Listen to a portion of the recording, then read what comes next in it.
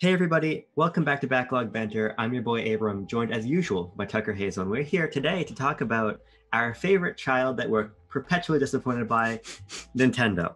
But before we get into the conversation, if you want to continue the chat, be sure to join our Discord server link as usual, right in the description. You can leave comments, I'll never read them, but I will always respond to Discord messages.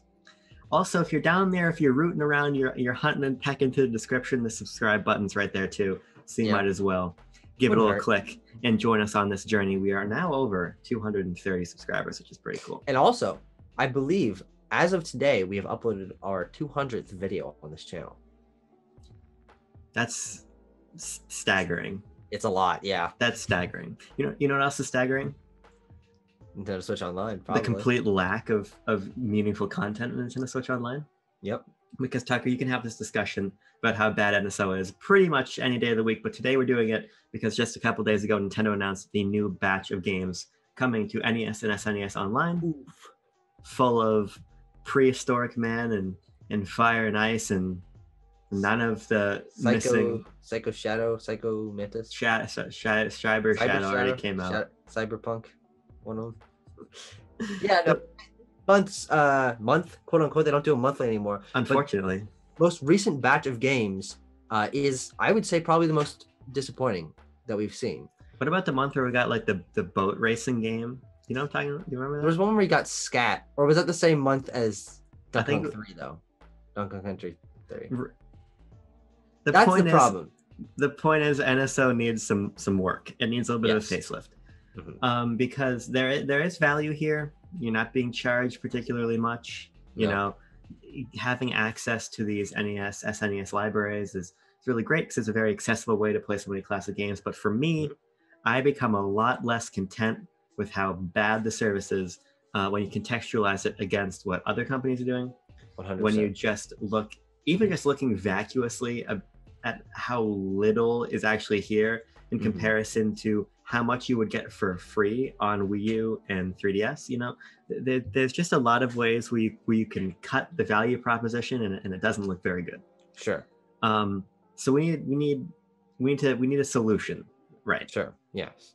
And the way you can go about it is multifold. I don't know how many folds there are, but there's different ways. There could be a few, yeah. Several folds. You can double down on the games, right? You can have the Game Boy library, N64, start to build it out, right? Or you can do what I personally think Nintendo should do. Okay, here we go. Here's the proposition, ladies and gentlemen. Goose the price up to $60 or $70 a year and offer an actual meaningful subscription service. And jettison all of the retro content somewhere else. Sell them together if you want. Basically, I'm saying Game Pass, Games with Gold, Game Pass Ultimate, but for Nintendo. Sure. That's what I think the service needs right now.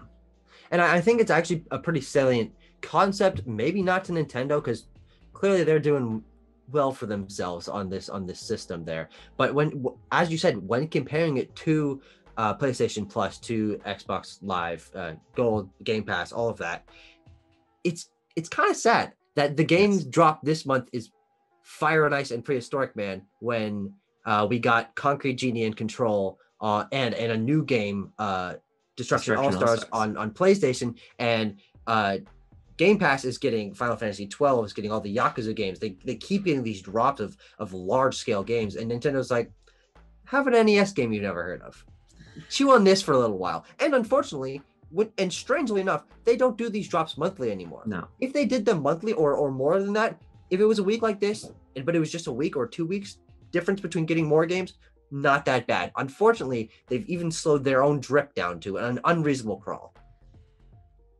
The way the games are being handed out is getting bad, and I just think that the service itself is just so shaky. I mean, I don't know if you saw, but there's recently the discussion online about how Nintendo is transitioning away from their next infrastructure for online to other things, and how Splatoon 2 literally has code that asks if it's running on Windows fucking 98 and all kinds of things. And some of that is overblown, some of it's clickbait. Nintendo's netcode does exist. Well, somewhere in the ether. I think that that's a non-controversial statement that it does exist. It's flawed and it needs work, but we're just not seeing that, right? and you say Nintendo might not want to do this, but if you put in a little bit more work, you can charge 3 times, and Nintendo can be making more money, and the consumer can be getting much better value. Because I don't think that $60 a year for an online subscription is unreasonable if it's giving you a markedly different experience. And I think this is much fairer, actually, Nintendo's ecosystem than anyone else's, because the emphasis is not really on online play in Nintendo's sphere. Mm-hmm. So for the players who want it, I think there's nothing wrong with offering a legitimately premium service. At the same time, make a completely separate one like Game Pass does, where you're offering deep catalogs of retro games and charge more for that too. You can easily charge $10 a month for access to Nintendo's back catalog. And all of a sudden, I think you'd be drawing in a lot more revenue. But because I don't really care about Nintendo's financials, giving the consumer a much stronger experience full of the things we actually need. Better servers, messaging, better infrastructure for getting in contact with friends and getting on the store and basically doing everything. Everything that the Switch is lacking, I think, could be fixed with a concerted effort from Nintendo to offer legitimately useful online subscriptions. Yeah. I mean, it's very interesting. I've been thinking about this. I've been trying to push through my head what Nintendo's philosophy about this is. And of course, I'm not a multi-billion-dollar Japanese company. Surprisingly. Unfortunately, yeah, I know. Everyone expects that, but it's not true. I just can't really understand what benefit they gain from being so behind on this. Of course, Nintendo classically about 1 3/4 steps behind everyone else when it comes to moving forward in the industry's trends. So I would not be surprised if we don't get an overhaul for NSO or for these things that we want until their next console, because there apparently is not much drive for them to upgrade this at the moment, because plenty of people are subscribing, they're making tons of money on it, but they could be making more. And if their draw is to get more money, I don't understand why they wouldn't go towards an upgrade like this. Keep vamping for a second. Start talking about Minecraft if you need to. I need to search something. Okay, so he's doing some research right now, and in the meantime, I'm gonna vamp. All right, and I don't know what I'm doing. I don't know how to do this, but I'm watching his sultry little smile as he Googles. Talk about why you don't like Zack Snyder or something. I don't care. Okay, here we go. I got my number. Okay. I got my number. So, as of September 2020, so a year ago, there were 26 million. That's not a year ago. That was 6 months ago. Who gives a fuck? As of September 2020, there are 26 million subscribers. Okay. So let's even be generous and say that there's 30 million right now. We'll just be generous and say yeah, sure. You could do better than that. It's fucking Pedro Pascal. This is good, but let's make it better or something. Yeah. You know what I'm talking about? It's good, but it could be better. Yeah. And I just think it requires a radical overhaul. But as you were saying, the thing you're trying to push through your brain, the reason I don't think you can push any further is because Nintendo is just a brick wall in this matter. Sure. Because it's clearly not impeding anything, unfortunately. And it comes back to what I was saying before, and the fact that I think you could get away with these more tiered premium subscriptions online is not Nintendo's focus. It never has been. It's never going to be important to them, which is disappointing. And as we move more towards subscription models, and as we start to legitimately consider streaming in certain applications, Nintendo's gonna have to make a change. And you got to make that change early. You need Nintendo's already so far behind that any step forward is going to be big, right?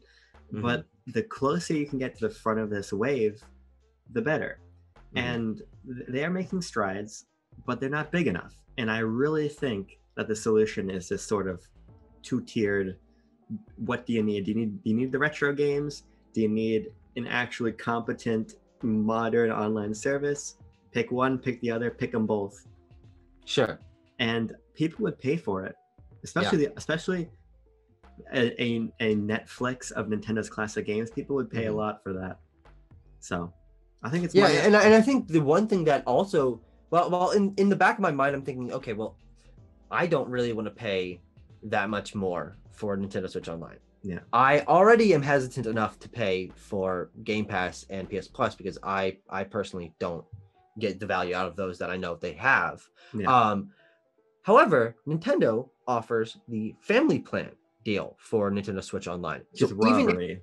Even if they tripled or quadrupled the price, I would probably still be only paying $20 a year, because I currently pay a little over $5, I think, per year for Nintendo Switch Online.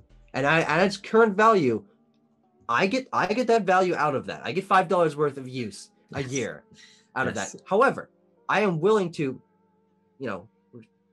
comparatively pay 4 times more if it means that I am getting access to larger scale games, to more competent servers with messaging, which would be absolutely fantastic. Yes. The Switch right now is great for playing the games that are on it, but not much more. And I think that Nintendo could realize, I don't know how it would happen, but that they can make their system a little bit more modern in those ways. And I don't know. We'll just have to see what they do, because this past month's drop of games is not a good sign that they're listening to their consumers, because clearly they aren't. The Earthbound comments are everywhere when in reference to the Fire and Ice and Prehistoric Man game drop a couple days ago. It's just because it feels tone deaf, Yeah. It feels tone deaf, and it feels transparent that Nintendo just doesn't care. And it makes me wonder why they even put these games on the service at all, Mm-hmm. And it's nothing's going to change. I think the bottom unfortunate line is that nothing is probably going to change, but it needs to. Mm-hmm. And I think we will find ourselves in a position, not this year, not next year, maybe it won't be for a couple years, but we'll find ourselves in a position where Nintendo will be completely caught without their pants down, and something should have been different. And it's better to make that change now, when you've got a very nice cushion of a humongous install base to fall back on, if the online service dips. But you just can't keep doing what you're doing. You just can't do it. Yeah. And I'm talking to you with your red shorts. I wasn't talking to Nintendo. Not wearing red shorts, actually. Wearing blue shorts. Give luck. On that note, Tucker, do you have anything else you want to add to this? No, I don't really think so. I mean, I just want to, in closing, say that as time passes, even I, who am pretty happy with my Nintendo Switch Online subscription, it becomes more and more clear that they're not adding the value that we thought. We made an entire video about how the addition of that app on the home screen could mean more libraries. We made a video. There was rumors about GBA and Game Boy games being added to Nintendo Switch Online. And as time goes on, Nintendo Switch Online just drifts to the back of my mind, because I'm like, this is not worth my focus. It's clear that they're not putting the effort into it that they could be. And it's unfortunate for a company like Nintendo to have their, technically front and center subscription service being in the back of my mind as a Nintendo fan. Yeah. So there's clearly something wrong here. And as the months go on, we'll just have to see what happens. But I would not be surprised if we come back in 2 months and be like, yeah, nothing's changed. Like we're just getting more random shitty Super Nintendo games. The big question, and we'll revisit this topic when this date comes to pass, is if early April brings anything. When these March 31st thing. Yes, when March 31st comes and goes, I think that might be the one chance we have to see something major happen. And if nothing happens then, I really don't think anything's going to happen until it's already way too late. Not that it's not too late now, but way too late, I think, is when something will have to change. Mm-hmm. The audience that exists. Not a good way to refer to them. No, I started it and it was wrong, and sometimes you gotta live with your mistakes. True. Like recognizing that you watched this entire video. You can never take that back. No. Goodbye. Hey everybody, welcome back to Backlog Banter. I'm your boy Abram, joined as usual by Tucker.